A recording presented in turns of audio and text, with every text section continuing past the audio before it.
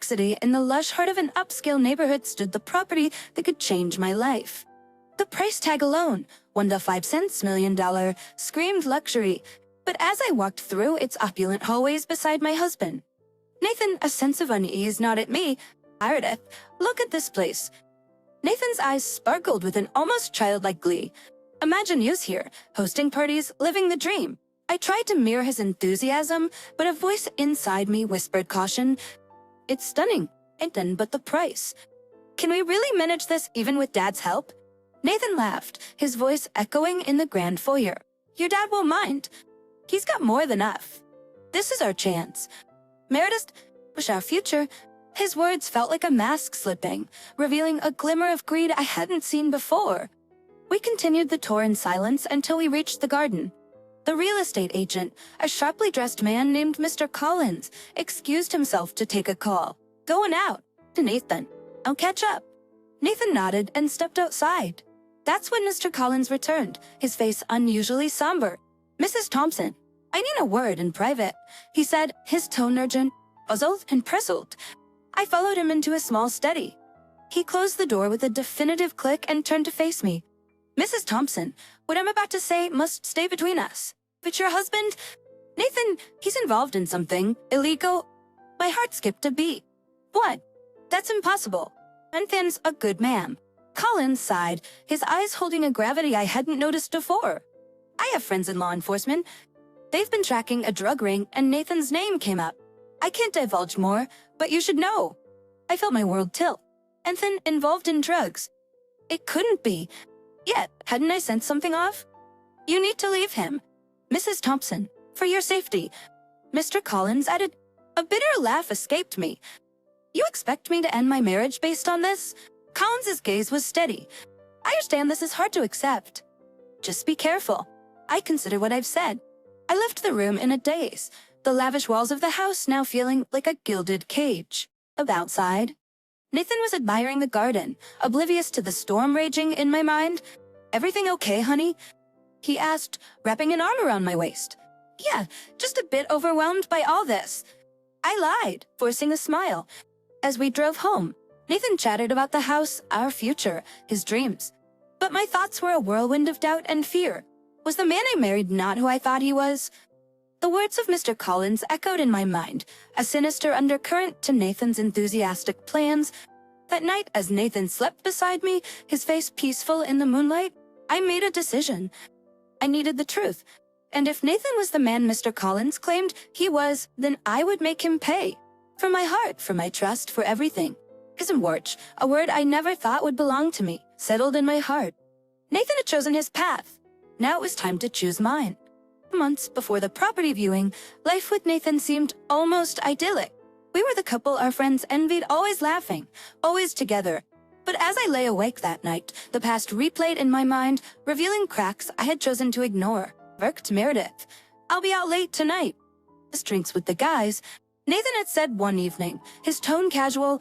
I remembered nodding, a smile fixed on my face. Sure, have fun. Just don't stay out too late. As I thought back, I realized these late nights had become more frequent. Nathan, once eager to spend every moment with me, now seemed to find any excuse to be away. I had dismissed it as pre-marriage jitters, the last hurrays of bachelorhood. But now doubt crept in like a shadow. The following morning, I decided to confront Nathan. Just over breakfast, I broached the subject. Nathan, we need to talk. You've been out a lot lately. He looked up from his coffee, a flicker of annoyance in his eyes. It's nothing. In Meredith. Just enjoying my freedom while I can. You know, before the ball and chain. His words stung, and I pushed back my chair, standing up. Is that how you see our marriage? A ball and chain. Nathan's expression softened, and he reached for my hand. I didn't mean it like that. Meredith, I love you. I'm just getting it all out of my system. I wanted to believe him, to return to the blissful ignorance I had basked in. But the seed of doubt Mr. Collins planted refused to be ignored. That afternoon, I called my best friend Lisa, seeking a sounding board. Lisa, do you think I'm overreacting? Nathan's been so distant lately. Lisa's voice was hesitant. Miss Meredith, you know I love you both. But I've seen Nathan out. He's not always with the guys. Her words were a punch to my gut. What do you mean? He's been seen around town with some unsavory characters.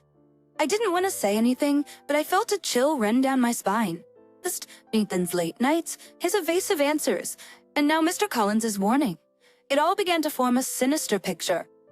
Over the next few days, I observed Nathan.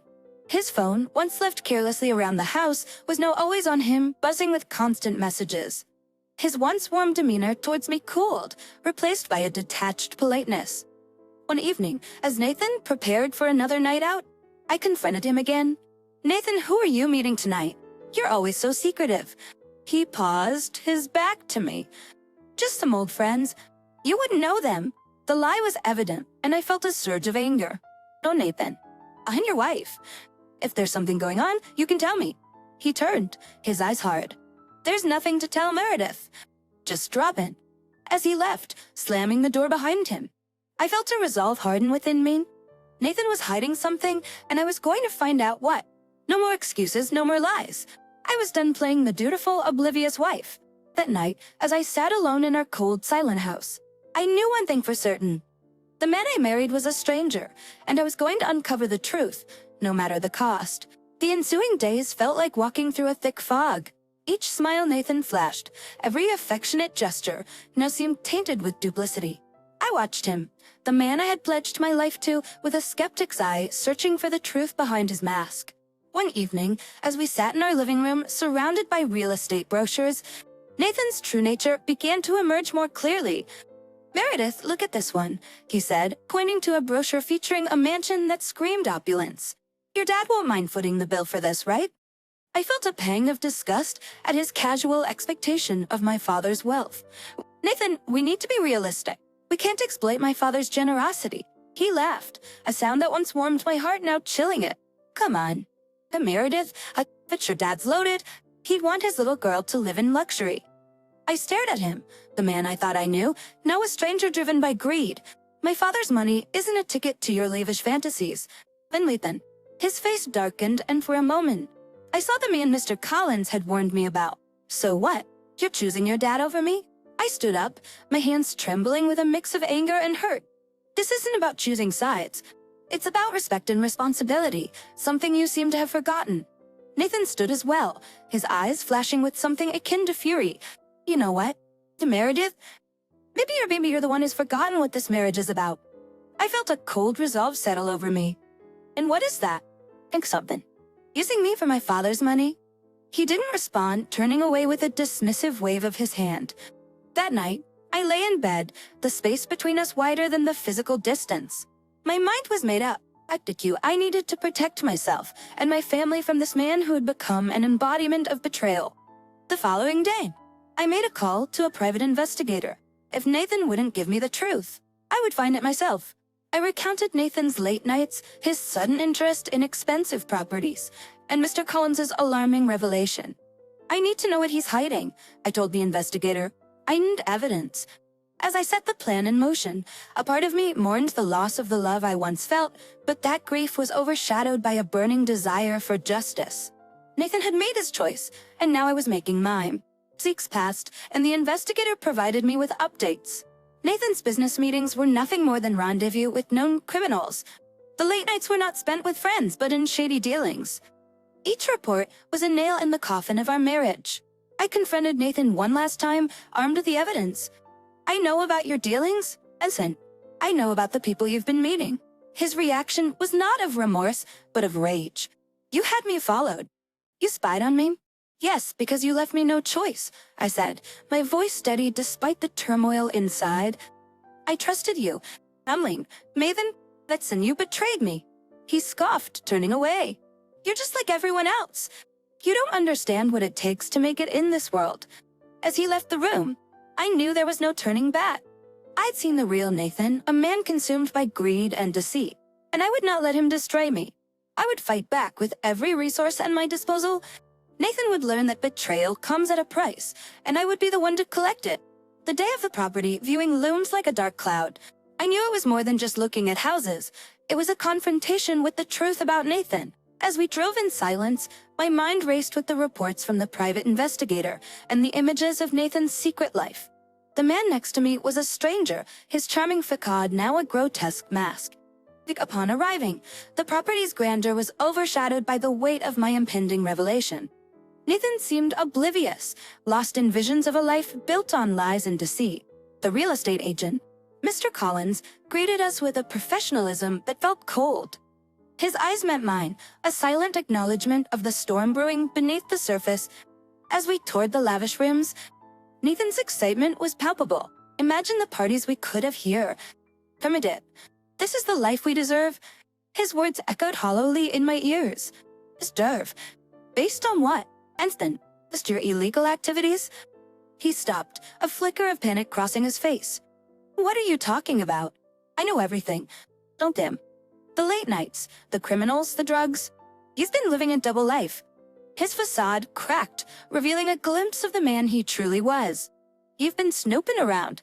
Spying on me? Yes, because I needed to know the truth, I said, my voice unwavering. Nathan's expression hardened. You think you're better than me? There it is. You think you're above it all with your perfect life and your rich daddy. At the accusation stung, but I stood my ground. This isn't about me. Him. This is about you and the choices you've made. He scoffed, turning away. You don't understand anything. As he stormed off, Mr. Collins approached me, his expression grave. I'm sorry you had to find out this way, Mrs. Thompson, but you needed to know the truth. I nodded, my resolve strengthened. Thank you, Mr. Collins. I needed to see it for myself. Leaving the property, I knew what I had to do.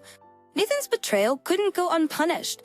The man I loved was gone, replaced by a criminal who used me as a stepping stone for his ambitions. That evening, I sat alone in our now tainted home, planning my next move. Nathan's world would come crashing down, and I would be the one to pull the lever. He would pay for his deceit, not just legally, but personally. I would ensure that his fall from grace was as steep as the pedestal he had placed himself upon. The game had changed, and I was no longer a pawn in Nathan's twisted world. I was now the player, and it was my turn to make a move. The next few days were a blur of cold determination. My plan for retribution against Nathan took shape, each step meticulously crafted. I reached out to Mr. Collins, seeking more information and solidifying my resolve. We met in a discreet cafe, the buzz of the city a stark contrast to our somber conversation. Mrs. Thompson, Mr. Collins began, his voice low. I've gathered more evidence. It's worse than we thought. He slid a folder across the table. Inside were photos and documents, undeniable proof of Nathan's entanglement in criminal activities. My hands trembled as I leafed through the evidence. How could he be so reckless? It's great. It blinds people, Mr. Collins replied. I looked up, my eyes burning with a mix of fury and sorrow. I want to bring him down. Mr. Collins nodded. I understand. You have my full support. The following day, I confronted Nathan. He returned home, his usual arrogance on display. I was waiting, the folder of evidence in hand. Nathan, we need to talk, I said, my voice steady. He smirked, unaware of the storm about to break. I means, we're now. Familiarity, and more accusations. I threw the folder on the table. No, not accusations. His smirk vanished as he flipped through the documents. Where did you get this? That's not important. What matters is that your lies are over, I said. Nathan's face contorted with rage. You think you can corner me like this? Friend, you're nothing without me? Here it is. His words were like venom, but I stood unshaken. I was everything before you, and I'll be everything after you're gone. Your time is up. Nathan. He lunged at me, but I was ready. Stepping aside, I let his momentum carry him forward, crashing into the furniture. Stay away from me, I warned, my heart pounding. Nathan picked himself up, his eyes wild. You'll pay for this. Didn't. You think you've won? This is far from over, but I could see the fear in his eyes. He knew his world was crumbling. I'm going to the authorities, I declared. You're going to face the consequences of your actions. As he stormed out, I knew the battle was just beginning. But as prepared, Nathan had underestimated me, and that was his biggest mistake. My heart ached with the betrayal and loss, but it was overshadowed by a burning desire for justice. Nathan's fall from grace would be a spectacle, and it would be the architect of his demise. This was more than revenge. It was retribution for every lie, every deceitful smile, every moment he thought he could use me and walk away unscathed. The game of deception was over and I was writing the final act.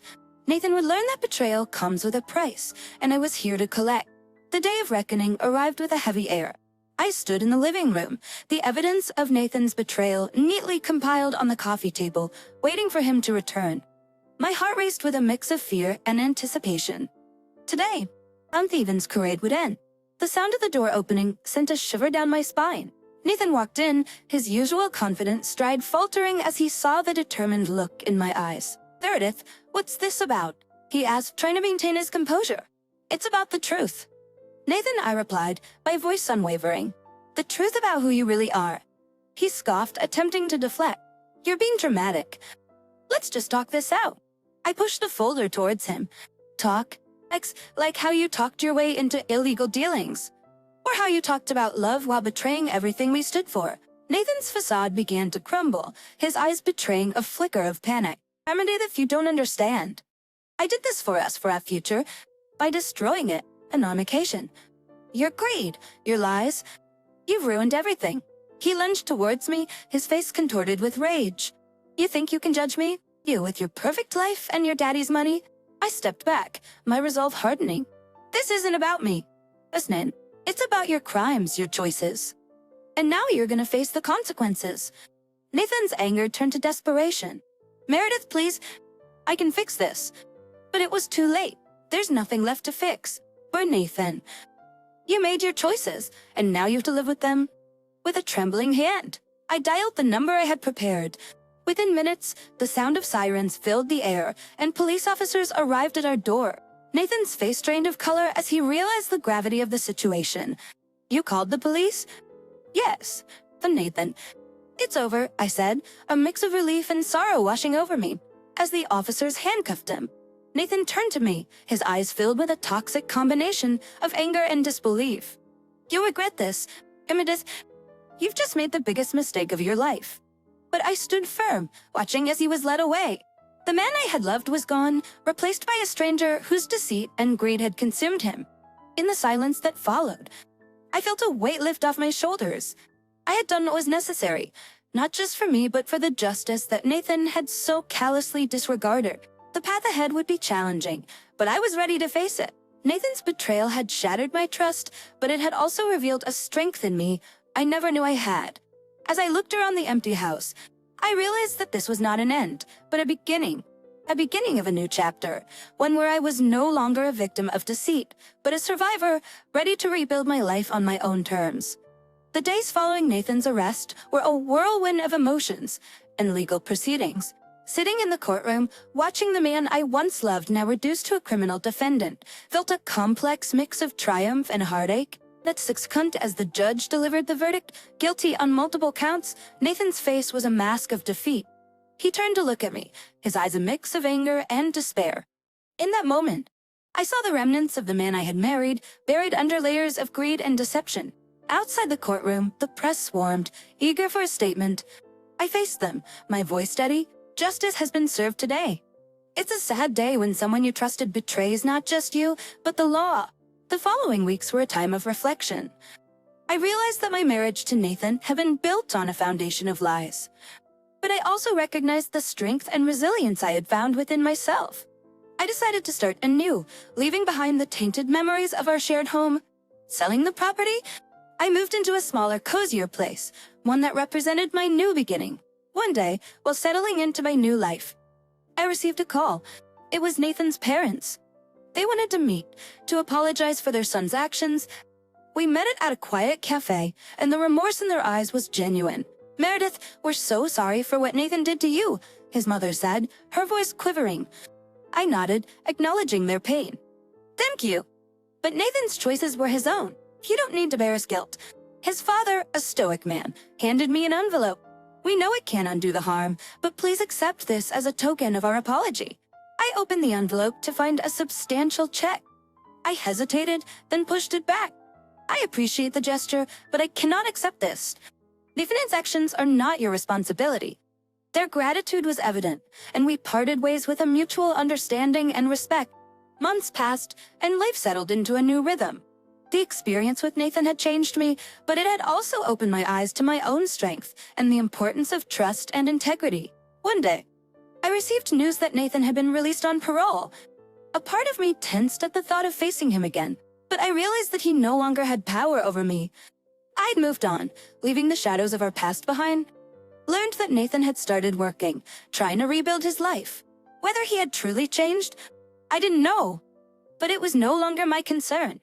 My journey had taught me that some people come into our lives as lessons, and Nathan had been my harshest one. As I walked through the park, the sun setting in a brilliant array of colors, I felt a sense of peace. The chapter of my life with Nathan was closed, but my story was far from over. In the end, I had not just survived, I had thrived.